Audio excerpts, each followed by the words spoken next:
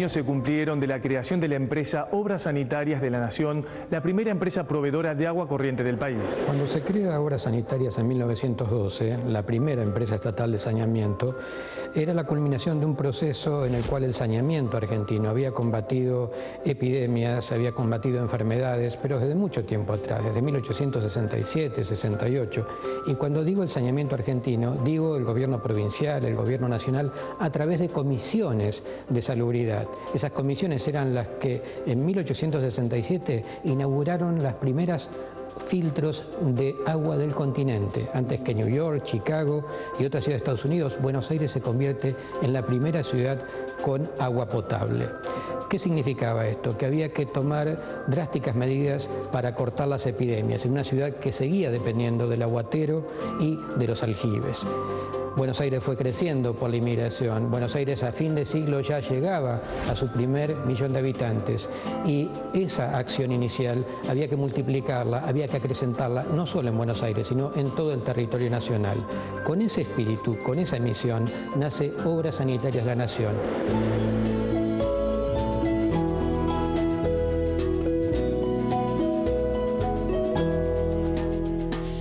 ¿Cuál era la situación sanitaria en esos años? La situación sanitaria, como en las principales capitales del mundo, con el crecimiento de la población, con los fenómenos de la revolución industrial, era crítica.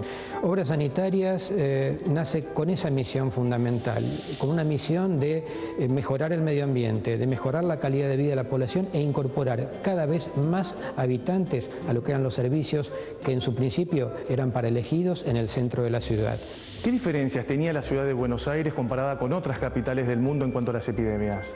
Las diferencias respecto a los resultados no eran muchas, los resultados eran atroces. Imagina usted que en Londres las epidemias por la falta de alcantarillado, o en París también de cólera, fiebre amarilla y otras enfermedades eran dramáticas. No afectaban solo a un grupo de la población, sino que afectaban prácticamente a todo el cuerpo social.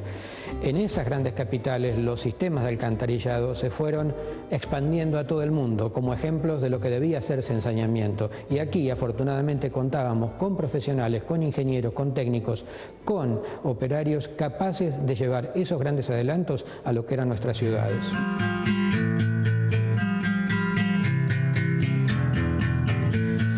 100 años después, ¿qué quedó de esas Obras Sanitarias de la Nación? Quedaron edificios visibles, quedaron testimonios como el Gran Palacio de Obras Sanitarias, como la planta de Palermo, como los depósitos de Caballito y Devoto, y ni que hablar del interior del país. ¿A cuántos habitantes está llegando hoy en día la empresa de aguas y saneamiento? Hoy en día la distribución es a más de 11 millones de habitantes, que básicamente toman la capital y los 17 partidos del conurbano, cada uno con características distintas, pero abastecidos con una misma filosofía, que es tratar de llegar mejor y con más cantidad de agua potable y cloacas a una cantidad mayor de habitantes.